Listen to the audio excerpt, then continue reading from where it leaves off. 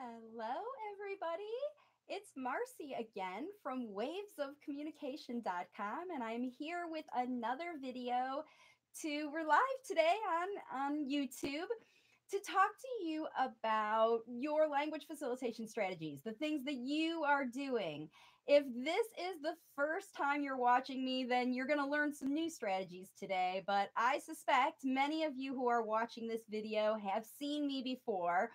And welcome back to all those of you who are watching me again. I'm super happy always to have everybody joining me. And I know that most people end up watching these on the replay. So go ahead right now, just get it out of the way, give this video a like, and subscribe to my channel if you haven't already, because every single week I upload new videos, at least 2 videos every week, with new strategies that are designed to equip and empower you as parents to be your child's language facilitator, to take on the responsibility of language facilitation, the whole responsibility, not relying on teachers or therapists or anyone else to teach your child. Language facilitator parents learn to use other people like me and your therapists or teachers or colleagues or friends or spouses or anyone else in your household or your child's life to help you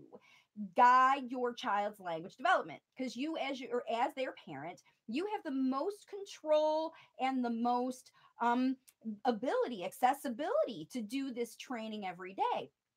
So that's why it is super important for everybody to learn the process I'm going to be talking about today. So, like I said, welcome again for everybody joining me. If you haven't seen me before, my name is Marcy Melzer. I am from wavesofcommunication.com. I am an intuitive speech and language pathologist and language facilitation consultant and expert. And I help parents learn how to independently teach your children how to use the speech that you want to hear from them. And part of the process of becoming an independent language facilitator and not relying on anybody else is to determine for your own self if you're effective, if you're doing a good job, if it's working for you. Because it never feels good to be doing strategies that someone else told you to do, or you read in a book, or you saw on even one of my videos, but it doesn't feel right for you. And you just do it because someone else did it or some other reason. Like I said, my role is to get you as parents to take on the responsibility for the whole process, to be the language facilitator. And the best way to move through any lifetime process, this is a lifetime process. We never stop learning language, right? By the way, right? So to get any child through a lifelong process, there's going to be all kinds of ups and downs and steps, and you're going to be moving up through a process, just kind of like this graphic behind me, all the steps up and down through all the ways that you get in there. And it's very, very important that you continually self-analyze the strategies that you are using for language facilitation, because just like every other journey, the strategies you use at the beginning won't be as effective once learning happens. So if you start to learn to teach your child to swim by working in the very shallow water, eventually you need to elevate your strategies to be able to teach kids to go in the deep water and jump off the diving board and all of those things. And the same is true for language facilitation. Unless you are constantly aware of the intervention that you are directing and using and facilitating, if you're telling other people to do stuff or you're doing things yourself, you need to know if these are the right strategies for your child at the right time. Because you might see strategies on videos that you've watched from me that other families are using successfully because their kids are ready for those things and your child's maybe not ready yet. Or maybe your child is already past those basic kind of strategies. And if you go back to using basic things that are too low level for your child, they're not going to be effective either. It's going to break down. So if you are feeling right now in your language facilitation journey, as you self-analyze before we even get started, how are you feeling about the whole process? If you're feeling great, then right now your strategies are on point and you may need this analysis later in your life. If you're feeling struggling right now, then this analysis is going to be important right now, because anytime in the process of any movement, forward movement you have, if you are in a process where you're stuck, you need to move forward. You need to change your strategies and change your action to get a different result. Because if you keep doing what you're doing right now, you're going to get the same result until the circumstances change. And then the results won't be the same because the circumstances will be different. So analysis is really important. And what I've done for you on this video today, that I've put together, is my notes. I've got 10 questions that you can ask about your situation. Ask yourself as you do this self-analysis of your situation to get through to determine if these things are working, because the answers to these questions all need to be yes if you want to see progress in language facilitation. Once again, the answers to the questions I'm going to give you right now, they all need to be yes for language facilitation to work. And if any of the questions that I'm going to give you now, you have a no answer to, that means you need to take action toward getting to a yes answer for that question. All right? It's simple. Yes, keep doing it. No, it's time to find something different. That's how we're going to move forward with this analysis. All right, everybody ready? Here we go. Number 1 is, does your child actually come to you to play? Does your child want to get involved with the things that you're doing? It doesn't have to be play. It can be everyday activities. Does your child come to you when you're cooking, when you're cleaning, when you're grocery shopping, when you're doing other things? Does your child want to be with you doing the things that you're doing, including fun things, not so fun things? Does your child like to be in your presence, in your zone? Do they want to come in the zone? And are they wanting to bring you in the zone with them? Coming to you to want to communicate that they want to be with you, learn from you, one thing or another. All of it is learning. Every time your child comes to you, they want to learn, even if it's what's for dinner. They're learning from you. So every time your child comes to you is an opportunity for you to facilitate language. If your child is not coming to you, that means that you're not attractive enough. Okay? That's all it means. And in order for you to be an effective language facilitator, your actions, whatever you're doing, daily stuff, fun stuff, driving in the car, cooking, washing, whatever you are doing, must be attractive enough for your child to be interested, to want to come and investigate, check it out, and hopefully eventually become to get involved. But all you really need for the basics, and then you can expand on it, is to get is if your child is interested in coming to you, to be with you, to learn things from you. And this isn't just, so you know, for a clarification, not just coming to you to get things from you, to make you give them things, reach things, grab things, open their iPhone, unlock things that they take and go away. This is interest in joining activities with you. This is the number one necessary trait for language facilitation. Your kid has to want to be with you, okay? Be with you, number 1. Number 2, and that's a really important one. That's why I harped on longer and longer. All right, so number 2 is your child listening to you? When they are with you, exploring and checking out what you're doing, what's for dinner, what are you doing, what's that new toy you have, or what's out the window while you're driving. If they're there and they're with you, they want to be with you, are they actually listening to what you have to say? Okay. Or are they making their own noises? Are they doing their own thing? Are they parallel playing with you and focused on their own thing and allowing you in their space, but not really listening? They have to be focused on you. They have to be in the zone together where you are focused on the same topic at the same time, the same object, the same idea at the same time. If your child is not listening to you, that's what going to break down your language facilitation. So analysis question number 2 is your child listening to you? Analysis question number 3 is about your speech, not about your child at all, about your own self, because this is self-analysis, right? Is your child able to hear and understand every sound in every word that you are saying to them? Are you talking slowly enough to get all of the language models into your child's language processing system or not? Is your child listening to you? That's what you have to know. And the reason that I stopped and talked slow like that, for those of you who haven't heard me before, is that is called language facilitation talk.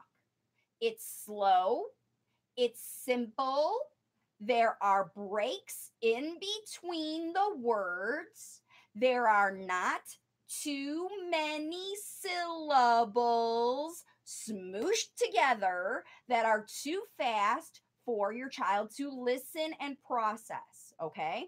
Now, you should have already been checking your child's ears by this point. If your child can hear well enough to hear speech, there is a next level that you have to take and make sure that the speech they are hearing is super clear, super slow, and super accurate, the words that they want to hear, because your child won't listen to you if your speech is too fast, too complicated, too boring, or just not for them.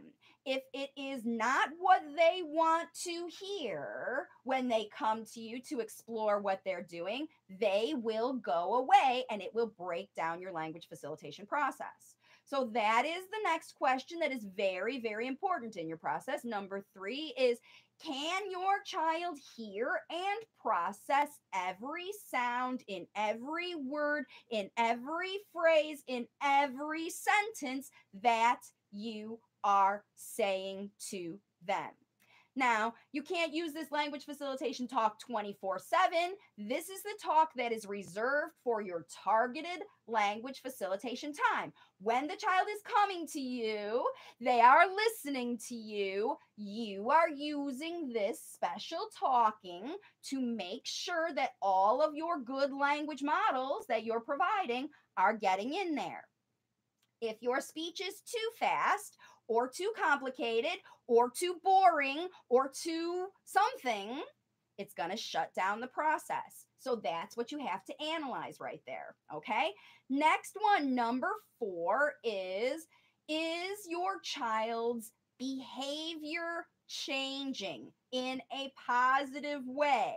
Are you working through tantrums, meltdowns, hitting you, climbing the cabinets, all of those communication behaviors that you are trying to replace with spoken language? Are those behaviors decreasing? You might not see the language increase yet because your child might be listening. It depends on where you are in the process.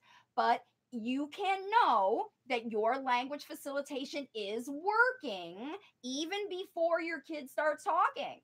You can know it's working because the behaviors of your child are changing. And if you are one of those moms or dads who's stuck in a lot of tantrum behaviors, avoidance behaviors, pushing, biting, any of those things, screeching, screaming, any of those things, there are videos on my YouTube channel to show you how to work through those strategies, because that's what language facilitation is in a nutshell, is turning all of those nonverbal communications Everything from a grunt to a grab you to drag you across the room, those are the nonverbal communication behaviors I'm talking about. And you may see them increase, maybe increase with more specificity, like your child used to just scream if they want and now they're pointing at the cabinet or something like that. You'll see those behaviors change. They won't necessarily go away, but they will change when your language facilitation is on point, when it's working. And it will change in an evolutionary way. You will be able to clearly understand, more clearly understand your child when you let them know that you clearly understand them. They will try harder to communicate their messages with you after you start language facilitation. So you will see a change in the nonverbal behavior before you see a change in the verbal behavior. Okay? And if these are changes you like, okay, if the behaviors are decreasing, then you're on the right track. But if the behaviors are increasing and your child is getting more aggressive or hitting you or things like that, more of the behaviors you don't want to see, then you're off track, right? Because we don't want to keep getting those results. We want to keep getting the positive results. And if you're doing a self-analysis about your plan, what you're doing for your efforts, you want to keep doing the right things. You want to make sure that you are on the right path. So you pay attention. Is this working to get me the behavior I want?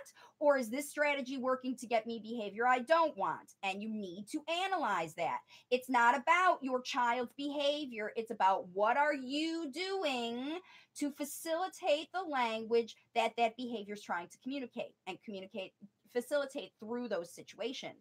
It's very, very important aspect of it, okay? So that was number 4. Is your child's behavior changing in a positive way? If that's going on, then your language facilitation is working. Speech doesn't have to even come yet. Behavior, nonverbal behavior will change first, always first, okay? So it's okay if you are worried that the speech isn't coming yet. I don't know, I'm worried about getting stopped. A lot of parents will give up after a few weeks of language facilitation. They're working very hard, getting their kid in the zone, modeling things, but then they'll give up because the kids aren't responding the way they want. They aren't responding with words, right? They're not saying a whole lot more words. But when you look carefully at your child's nonverbal communication, you will see that it is rising in sophistication with the exact same level that you are facilitating the spoken language for it. Okay, so if you're seeing this evolution, it's a really good thing. If you are trying strategies and you continue to see this negative behavior, or your child slips and they go back to it, this is where you're stuck. Okay, many parents get stuck in the mindset trap of responding to negative behaviors as naughty behaviors, or that your child had a choice, that they're intentionally being mean to hit you. And none of that is true. And you know that deep down in your heart, that your kids are just using these behaviors to try to communicate their feelings. They're upset, they're angry, they're anxious, they're frustrated because you haven't quite figured out how to facilitate language for them yet, and that's frustrating them. That is a real reality. That's an indication that your strategies are not working and you need to try something different. Because again, if you keep doing these strategies that are not working, yelling at your kids when they yell, they're learning to yell from you. You know, God forbid you spank your kids or hit your kids when they're upset. They're going to learn that when you're upset, you hit people. Okay, if you are looking at that behavior, your child learned it somewhere. Okay, and you are the main teacher here. So if your child is learning aggressive behaviors, you're responsible to figure out where are they learning that from, and why are they using it? Why are they using these aggressive things instead of the happy things that I'm teaching them? Oh, maybe I'm not teaching them happy things. That's where this self-analysis is important. And whenever I work with a family, I look at all of these things. How do you respond when your child does behaviors that seem out of control? I mean, there are many older kids, very creative, some very out of control behaviors. They pee around the house, they escape, they break important, big, expensive things on purpose, right? Older kids know how to rebel when you show them how to rebel. If you fight with your kids, they will learn to fight back. If you learn to analyze and understand what your child needs through this behavior and work through it with language facilitation, then you eliminate those things. So you should be seeing a major difference in behavior as you are facilitating spoken language. It should be starting to be replaced by words. And that's the next thing. Number 5, is your child vocalizing more? Doesn't have to be words, can be with you, can be by themselves, can be pop out stuff, right? Whatever it is, you want to hear more coming out of their mouth. Singing, humming, rhymes, echolalia, it doesn't matter. Self-talk, it does not matter what's coming out. If more is coming out of your child's mouth and you are talking more and providing those language facilitation models, oh my gosh, I just realized my microphone's so far away. You probably all have not been able to hear me throughout this whole video. You probably can hear me a lot better now. Just realize that. Thank goodness I'm talking loud. Anyway, let's get it straight with my microphone. So sorry about that, everybody. I'm not seeing any comments either, by the way, just to let you know while I just took this little break. This is a Q&A. So if you're watching now and you have a question about your child, go ahead and put it in the comments. Again, sorry about the audio. Now that we've got that straight, it's just, I guess, what happens when you're live. All right. Number 5, is your child vocalizing more? It's louder now, but it was also fine. Okay, good. Thank you so much. And you heart astrology. I heart astrology too. I'm so glad to see your name. I think astrology is very important in language facilitation too. And if you follow the stars and the moon, the planets that are going on right now, you know it's time for change and analysis. And that's another reason that this is really good. So what a neat little message from the universe. Thank you for responding. Okay, everybody. Let's get into this. So we really want to talk about the next step, number 6. And that's how you really know if your child has some vocalizations. Maybe they were using echolalia. Maybe they were using some single words. Maybe they were just screaming. But number 6 is how you really know it's working, is if you see the vocalizations that are coming from your child evolving. Okay. So that means that it's elevating from part words to full words, from full words to phrases, from phrases to sentences.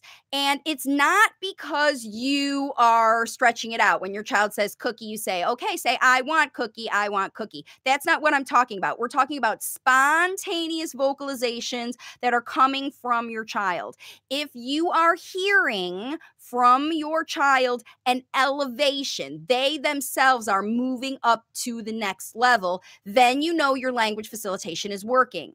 If you are stuck, or your child's only stuck with single words, part words, echolalia, whatever level they're at, because they're going to continue to move through levels the whole process. It's a lifetime process.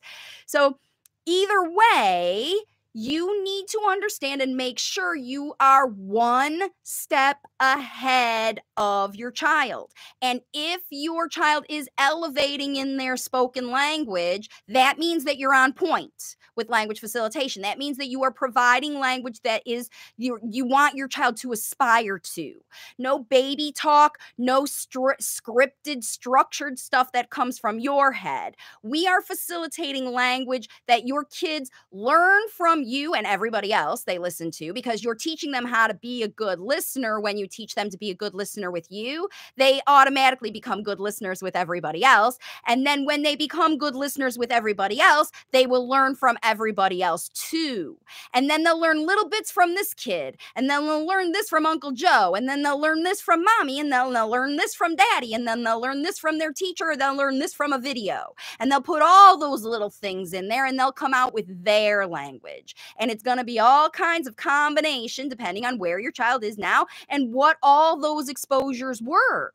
So if there's a lot of video exposure, you're going to get a lot of video references. If there's a lot of mommy exposure, you're going to get mommy references or daddy references. Kids will talk like, they will use phrases, gestures, and nonverbal communication and verbal communication, both, like the people they are watching.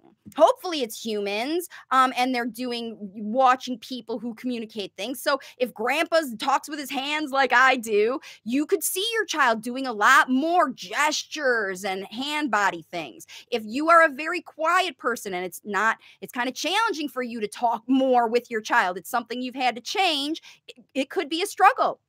You can find that your child is a very quiet player because you're a very quiet player. They're going to be like you. If you want your child to talk more, you need to provide them with more language input that they are going to want to listen to. They're going to really want to do. So, all right, let's see. All right. Next one, I see a question from Banu. I'm going to get to that question as soon as I'm done, but I want to get through these. So we've got number 6 was, are the vocalizations evolved? We got 10 questions altogether. Number 7 question is, does your child want you to talk to them more? Are they asking you? Are they holding your face? Are they looking at your mouth? Are they doing that and checking you out and all that stuff, checking you out like this? Are they watching to see more speech out of you? Do they never want to leave you alone? Do they always want you to come and play and talk? Do they bring you books? Are they asking you to talk and sing and play with them? And it's all about the speech, right? And kids will use nonverbal, even pre-verbal kids, late talkers will use nonverbal ways to get parents to talk more. If you're quiet, you'll find them doing it. They will want to talk to you more. So it's a good sign that your language facilitation is working if your child wants to look at your face. You'll see eye contact naturally improve, but it's not that they're looking in your eyes. They want to watch your mouth and they want to see, how does a mouth work? You use a lot of visual things with language facilitation. Hold things by your mouth, go in front of mirrors, demonstrating things, but you will find that your child will spontaneously come to you and look at you when you are doing language facilitation correctly, when it's working, okay? And if that's not happening, that means that one of these other things is not in place, and you need to change your strategies to find ways to get your child interested enough to want to be with you, watch you, listen to you, and mimic you, and even say what you want to say, right? Okay, so that's it. Number 7, does your child want you to talk to them more? Because they like it so much. They love it so much, right? Okay, and then the next one is, let me see, I'm looking at my list. Number 8 is, this is a really good one for your self-analysis and language facilitation. Do you know what to say to your child? Are you finding yourself like, I don't know what to say. He's ignoring me. He won't come. I don't know how to get him to come with me. Like, do you know, while you are getting your kid dressed, do you know what to say to them?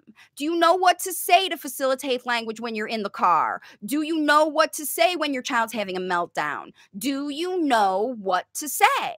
Because remember, in these moments, it's all about what you are saying to your child in that moment is the most important factor, because it's all about you controlling the situation. And if you don't know what to say, you're going to feel out of control. And guess what? You're going to lose control and your kid's going to take control. And then you're going to feel like I think Banu's feeling, right? When you lose control over the situation and you give it up to a therapist or you give it up to a teacher, or God forbid, you just give it up to your child and let them figure out how to communicate on their own, which is what's happening now in most of your life, and you just using these nonverbal ways, they're going to be more inventive in their nonverbal ways of communicating, just like they will when they learn spoken language. But without you modeling and facilitating that spoken language, they're on their own to problem solve the way they problem solve. And if your kid is an aggressive, if they're a escaper, if they're a hitter, whatever habits or patterns that they're looking at, that's what you have to figure out what's going on, right? This is what I help the parents that I work with follow through this process. Sometimes it's challenging to analyze, what do I say to my kid? How do I know how to do it? But nobody can know better than you. I can't tell you what to say to your child. I can show you how to intuitively connect with them in their language facilitation zone, in their resonance zone where they're paying attention to you, and then know what to say. But ultimately, as an independent language facilitator, I don't do this work for parents. I teach you to do it yourself. The only way it works is if you are in charge. And without that, you won't see the progress that you normally do. You just won't. It will break down on you because you don't know what to do or say. And if you don't know what to do or say, somebody else is going to step in and do whatever they want. Okay. And that's not necessarily what you want if you want to be in control of this process. You want to let the therapist do it their way and leave them to it. You're not going to see progress. You'll see what the therapist said. Your progress, your efforts will all be in schlepping your kid to the therapy session, or getting them to sit in front of the screen, or getting them to do whatever. And when you could be spending that time actually facilitating the language yourself, that's where you have to think about. And is that person on the screen or your other person helping you know how to do that? Because that's the whole point of language facilitation, is parents learning how to do this yourself. That's how it goes. So number 8, do you know what to say to your child? That's the next question. And number 9 is, are you, I already kind of talked about this before, but are you facilitating language a step ahead of where your child is? Have you figured out what that step is? What you need to be saying to your child? Do you even know what level your child is now? Like, have you found out what you need to be modeling for your child? Do you know what they know? Have you figured out all of that stuff? Have you done a complete analysis? Have you done a complete analysis of what your child is saying, not relying on the standard scores from the speech therapist, like he can say these things and that things? You know what your child is communicating. You know how they're communicating. You know exactly what nonverbal things they're using. You know what verbal things they're doing. You've been watching them all the time. Okay. This is your self-analysis. Are you providing language at their same level, or are you providing them the bar to raise up to? That's what's necessary here. Number 9, are you one step ahead? Not 5 steps ahead either. You can't be 5 steps ahead. You have to be only 1, because we can't take 5 steps in a row. It's too challenging. It will fail. It'll fail for you. It'll fail for your child if it's too hard. Just like that language. If it's too complicated or too boring. Same thing if it's with these strategies. Are you communicating a level ahead or a level behind, or at where your child is? Because if you keep doing the same level your child is now, go, oh, now baby talk, we can go bye-bye, let's go bye-bye now, and your child is 7 years old.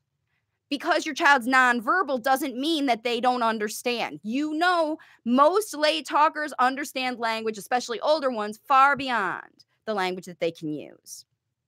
Okay. And they understand it globally, generally, not every word you say, but they understand it conceptually, because they use the visions, they use their visual cues with the words that they know together to understand the whole scenario, the whole situation. So that's how it goes, right? All right. So number 9 is, are you only one step ahead and not a step behind, not at the right place, not 5 steps ahead, just 1 step ahead? If you don't know where your child's communication is or what to do, then it's time to ask for help. All of these things are things that I help parents do to get through this process. And you need to have all 10 of these things in order to have process, or you're going to get stuck. Mindset traps come in because you're not getting the strategies straight. You're not getting them. They're not working, right? You're trying them, but they're not working. And that's when you need, if you quit, you're not going to get anything done. You need to find a new strategy to replace it with, and continue your effort, because your kid's not going to develop speech without you. And without you controlling and structuring this process for them, they're going to try to do it their own way, and you're not going to get the result you're looking for. You're going to be disappointed, and then the spiral goes downward. I'm frustrated. I'm trying hard. I'm exhausted from trying so hard, and it's still not working. Right? So that's it. All right. Number 10 is the easiest, and the one that almost everybody's probably going to understand is, are you having fun? Are you having fun today with your language facilitation? Because if you're not having fun today, then you're sacrificing today's happiness for tomorrow's pleasure, and that's not how it works. your child is happy today. You make them happy. All kids are happy. They're unhappy for split-second moments, for a little bit of time when, their immediate pleasure isn't granted. But if there's one thing that every parent does, mommies for sure, dads too, they make kids feel better to their own detriment sometimes. And the answer to this, remember, this is a self-analysis, not is your child having fun because there's bubbles and snacks and treats and nice ladies at the therapy place, but are you having fun? Because it can be not very fun to drop your kid off at a therapy center week after week after week after week. See the bills come in week after week after week after week, and no progress happening. Okay? That's no fun. That's no fun for you. It's fun for your child. It's fun for the therapist who's making money, but it's not fun for you because you are expending these resources, your valuable time and money, on something that is not working. It's filling time, and all the boxes are checked, all the reports are written, all the data is collected, but you're not seeing the improvement you're seeing. If that's happening, if you're taking your child to a speech therapy session every week or 3 times a week or whatever, and you must be working with your kiddo at home, and that therapist is guiding you and you're seeing progress, and this is an amazing situation where you're growing and learning every week, then it's working. Then it's working. But if it's not working, then it's time to change. Or you're just going to continue to be frustrated, right? It's just how it goes. All right, let's look. Here's a situation. Banu says, "Hi, Marcy. I did language facilitation using your methods and saw improvements in my child's speech. I couldn't do this for the last month, and he forgot everything I taught him. Should I start from the beginning, or is he simply ignoring you?" So, Banu, that is not something I'm going to be able to answer for you because you need to do this analysis. You need to find out if you started using language facilitation and it broke. First of all, language facilitation, when done properly, you can do anytime. You can do while you're moving. You can do while you have a new baby. You can do while you have a death in the family. If you're on vacation, it doesn't matter. It doesn't matter what is happening in your life. Your child needs to learn the language for it. If grandma's not going to be here anymore because she's moved on to the next life, your child needs to understand that, right? So that requires language, and that requires facilitation. And if your family goes through family mourning rituals or prayers or whatever you do, your child needs to understand all of those things. If you move house, you get a new job, your husband gets a new job or whatever in the new country, you've got to pack up your family, move your whole family to a new country. That's amazing language facilitation opportunity. There is no reason to stop talking to your child in language that they can understand and facilitating language through your everyday life. But it has to be conscious. It has to be conscious effort. You can't just talk at your child and hope that it gets in there. You have to have all these 10 things going for you. Your child has to want to listen to you, want to watch you, want to be with you. You have to be attractive enough and consciously speak in the right way so your child can hear you. Because just like Banu says, is he simply ignoring? He probably is, because you quit trying. When you stop trying, your child will stop trying. You have to it's not a 2-week process. Swapping the prompting challenge is a 1-week trial for you to see how it goes, for you to develop the new habits you can continue forward. This is not a temporary, we'll just give our kid a pill and hope someday the speech will come. Talk a little more and hope it comes. It's targeted. It's concentrated. This isn't just random chit chat. This is the right words. Language facilitation is serious business because it's a serious problem. Your kiddo's on the wrong path using nonverbal communication instead of spoken language.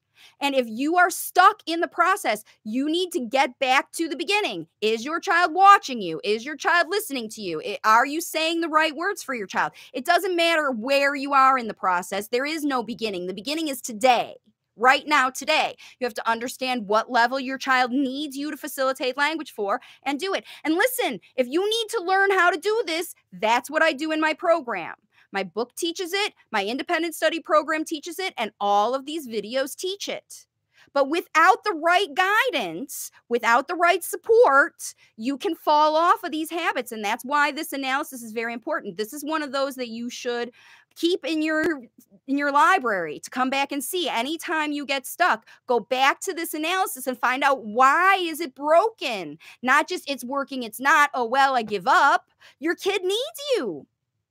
Your kid needs you. So, all right, let's see, Manili. So who says sorry for the typos? No worry about typos. We're all going fast on these devices. My child can speak in sentences, but she always tries to get things done in one word, but only speaks in sentences when prompted. How should we motivate her to speak in sentences? So, Maliani, you are prompting her. The whole point about that is that you are prompting her to speak in sentences. So your child is learning from you that the only time to use those sentences is when you prompt her. You are waiting. Instead of providing the models for her, you're waiting till she talks and correcting her. And that's not language facilitation. Facilitation is the old way, the prompting way, is called a teach, test, reward method. First, you teach the thing. This is a finger. Okay. Then you test it. What is it? What is it? The child says finger. Then you say good job. If you teach and test and this is finger. What is it? Child doesn't answer. Finger. It's finger. Say finger. Touch the finger. Try the finger. Finger, finger. Got it? Got it? You got it? It's finger. Is it finger? What is it? Finger. Good job. You got it. That is teach, test, reward. Okay? Language facilitation is, look at my finger. I have a finger. I can wiggle my finger. I touch my nose with my finger. I have 10 fingers. 1, 2, 3, 4, 5, 6, 7, 8, 9, 10. This finger's called the pointer finger, and this finger's called the thumb. That's language facilitation. Okay, there is a difference, and it's not teach, test, reward. It's model, provide examples, and encourage the child to try it. It's a finger. Hold up your fingers. I'm not asking the child to say it. I'm not asking him to expand it. And if your child is starting, if they're using, because what's happened is all that extra work to, expand their talking, your child doesn't see the need for it. If she goes "kuh" and you understand that she wants a cookie and you say, oh, she said "kuh," that means she wants cookie. I'll get the cookies out and show her the cookies and say, do you want a cookie? Say cookie. That's teach, test, reward. You're not providing her with the word she needs. She says "kuh." You say, oh, you are talking to me. You're saying something. I think you're saying cookie. Cookie is the word you're saying. You must want a cookie. Okay, well, if you want a cookie, then I'll go and get a cookie for you from the cabinet. I'm going to open the cabinet, pull out the cookies. Look, I've got cookies now. Would you like a cookie? Yes. Okay, I see you smiling at me. And you say "kuh." She says "kuh," right? I'm not asking her to say those things. What am I doing? I'm providing the word cookie in lots of sentences, spoken clearly about the subject in the moment with the child. That is language facilitation. There is no prompting. We love what the kids say when they say it because they say it, not because it's right, not because it's the correct answer. We just love them trying to talk, and we tell them. That's the other thing if language facilitation is working. Obviously, if your kid's talking more, do they love it when you respond? Are you finding yourself saying, wow, that was great. That was wonderful. Good job. That's when you're having fun, right? When you find yourself saying, wow, that speech was amazing. Did you hear what he said? That's how you know it's working. When you start to hear that stuff. Because if you're not hearing spontaneous, unprompted. That means no questions, no fill in the blank, no sing songs, no nothing. Stuff that your kid says on their own by themselves that they overheard, that they did whatever, and then it comes out spontaneously. That is the language we're talking about here. Nothing you can predict. It's not what you predict, it's what comes out. So, yep. Banyu says, thank you. I'll analyze what went wrong and start the language facilitation this week. Your speech is encouraging us to teach more and more. Well done, Marcy. Thank you, Banu. Thank you for that comment, and it was super glad. I'll just give a few more minutes here if you have a question live to go ahead and put in. I hope that this analysis will help you because this is what happens. Waves of communication is called waves of communication for a lot of reasons, but one of them is it's an up and down lifetime journey. It's a lifetime process. You will find days that you are on top of the world with your kid, that they're talking and whatever, they're using more stuff. You see the engagement, you see the eye contact, and you'll get other days or weeks or times that it won't be as well. It won't be going as well for you. And that's how life goes. But if you're in a dip and you give up when things are down, instead of figure out and do an analysis to find what's wrong, what do we need to tweak here? What do we need to elevate? What do we need to draw back? What do we need to change? Because the circumstances change all the time. There's never a reason to stop language facilitating with your child because you always have time for it, because it happens exactly when you're doing the things that you do. It happens when you're doing, from the time you wake up in the morning, cuddling in the morning, you can be facilitating language. There's no flashcards, no sit at the table, no prompting, nothing. It is normal, natural language facilitation. And parents across the world are doing it. There's no reason you can't. There's no reason you can't. And here's how you learn how. Wavesofcommunication.com. That's a good place to start because there's a free 90-minute class that'll let you know a lot of what the blockages are that are going on. You can look for blockages in my, to find out what's wrong. You can look all that kind of stuff. But what you really need is the strategies and how to turn it around. And this analysis is going to help you figure out where in your process it's broken down. So be sure to like this video so you save it in your like thing. Subscribe to my channel. Save this one for your go back to look at, because I promise you, even if you're on the top of the world today and you're seeing amazing progress, you're going to hit a dip. You are. And I want you to be prepared for it so that when it comes, you see it coming and you're like, I got this now. We're just going to shift a little and keep making progress forward. And you don't have to have these periods of time, like in Banu's case, where something happened in her life. Working really hard at it, got off track. Something happened. School started, moved. Who knows? Things happen to everybody's life. Every single person. Every single person. And yeah, your conscious effort can't be on this like it was because the circumstances are changed. You got to evolve and change too. If you want this to happen anyway, that's how it goes. If you want to see the solution, then you have to do it, right? All right. I'm really quick on the website. You can see how to work with me as a client. By the way, if you're watching that online video, I'm offering a $1,000 scholarship. All you have to do is learn how to watch that free class on my class, and there's a $1,000 scholarship off of my lifetime program for anybody. I offer it right now. If you sign up and you pay full price, you save $1,000. I'm offering it to everybody because I know you need it. But you got to try this. You got to book a call with me. You got to get on, and you got to learn to want to be independent, because I don't do this for people.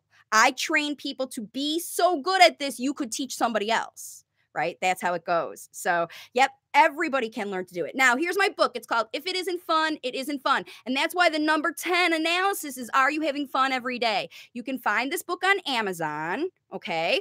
It's Audible, Amazon, paperback, and Kindle. You can get the book. This is a place to start. There's also an independent study course that gets a lot more in detail about this analysis, how to keep your language facilitation journal, how to record video every week so that you are constantly analyzing not just your kids' output, but your facilitation strategies, because unless you want to see the ups and downs like everybody else, you want bigs up and downs. If you want to keep the waves ripply, small, then you have to learn how to be in charge, because every time you're not in charge, you hit a valley, you've got to make a phone call.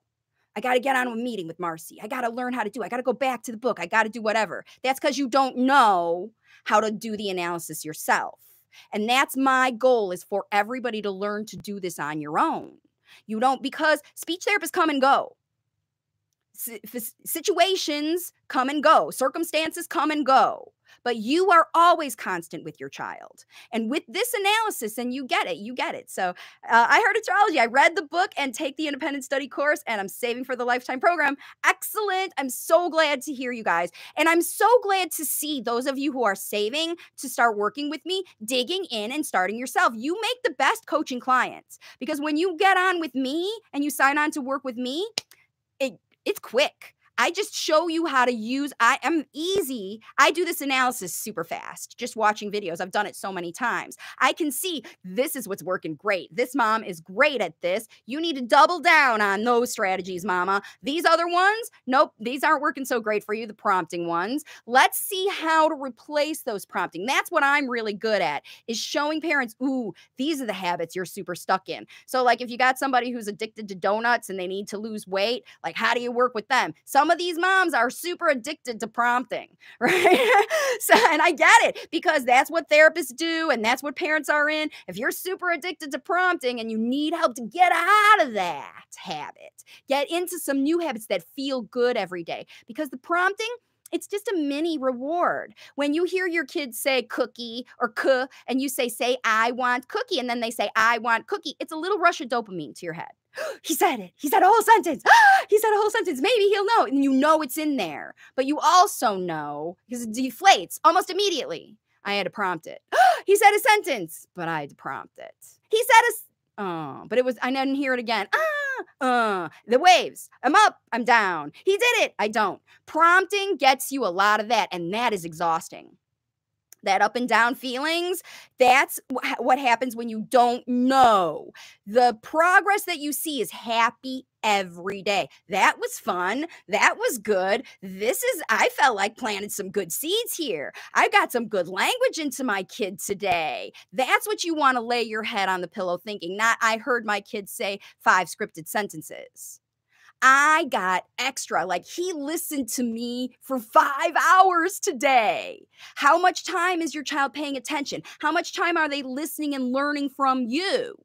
You know, that's what you want to feel good about at the end of the day, not how many words your kid said, because in the end, next week, next month, next year, it won't matter how many words your kid said today or yesterday, but it will matter next month, next year, how much your kid listened today. Because next month, next year, they will know the language that they learned from you, okay? It doesn't matter how many words your kid is saying right now. It doesn't matter at all, because it's all in there. You just have to show them the language they need so that they can learn to use it. That's all there is. So I'm super glad that all of you are following me today. This video is getting long. Don't forget to hit like. Subscribe to my channel, hit the little bell. It doesn't cost you anything, but it really helps the channel get out there, and it helps your other friends, other people. There are late talkers around the world using these strategies. And I know that therapy is hard to come by right now. Telesessions are out there, and that's all you get. If you can learn from those people like you learn from me and take this analysis and get in charge yourself and do it, just use all the resources you can. Just like I Heart Astrology's doing. Read my book, took my independent study course, got in and digging in and getting some results with your kiddo. You come to me with that and we'll get your kid talking fast, because it's just icing on the cake to get the support you need to take them to the next levels. So I don't have, San has, do I have any other languages interpreter? I don't. Unfortunately, right now, I don't. If you know a speech therapist who is interested in learning to be a language facilitator in another language, I'm always happy to hook up. Unfortunately, right now, English is all I know. So I do speak slowly with the people who English is not their first language, but the most important thing is that you learn from me and teach your child in the language you use at home. And that happens a lot with my families that live in the Middle East and Sweden and, places that India, where English isn't the first language used, but parents know enough English to learn from me, and then they teach their kids to speak in their home language. And that's what I train parents to do. So unfortunately, the person who learns from me needs to be able to speak English, even though I'm helping people all over. And if you have someone in your family who speaks English better than you do, for example, you could invite them to join you and on your meetings with me to learn as well, so that they can help interpret for you in those kinds of things. That's the best I can do right now for folks who are international. So once again, thank you so much for joining me, everybody. Don't forget to check out the resources over on Facebook. I'm very, very active. I know not everybody has Facebook, but it is great. So thank you for your amazing work and content. I Heart Astrology, I'm so glad you're joining me today. Thank you for interacting with this video, those of you who joined me live. And those of you on the replay, I hope that these resources were helpful for you, just like all of my videos. There are more than 300 videos on my YouTube channel. I hope when you're finished with this one, you'll jump over and watch another one, learn a couple strategies. Every single day you can catch another video, and you still won't burn out over a year. You'll have enough new ones. There's every video I put out are strategies and ways, at least something for you to think about in your language facilitation process from a different angle, from a new way. It's a nice way to stay connected. That's why I love these live videos where you can put it in your calendar. Every Monday at noon Eastern time, I'll be right here on YouTube. Come back, join me, ask another question. If you're saving money to start to work with me as a client and you want to get a taste of how it is, let me know your progress. Let me know what kinds of things you're doing. Put your comments here. Keep me in your radar, follow my videos, and then when you will know, just like the parents who work with me now. I just signed on somebody who has been watching me for a year, and she and her husband decided now is the time for us to learn to do it properly, learn to do it right, to learn to get lightning fast progress. Because what happened is they can only get so far on your own without the guidance of an expert. You can only get so far. You need someone else to see from the outside. Are we doing it right? Is it all working okay? That's what a support person can do for you, and that's what I offer. It's so much more fun to work with families this way than it ever was doing speech therapy with the kids, because I can make a relationship with adults and teach them so much more quickly how to use these strategies. And then you have all that extra time that you're with your child 24/7. In the middle of the night, you can facilitate language. It's a wonderful way for parents to really see good progress. But you have to do this analysis. You have to figure out how it can work for you in your home, because it works different for everybody. It's simple, but you have to figure it out for you. And that's what I help parents do. So once again, thank you for joining. I'm so glad to be able to help all of you. I Heart Astrology and Dim Sam and Malini and everybody else who's joining me today. Banu, thanks again. And I will see you all next week on my next video. Bye for now.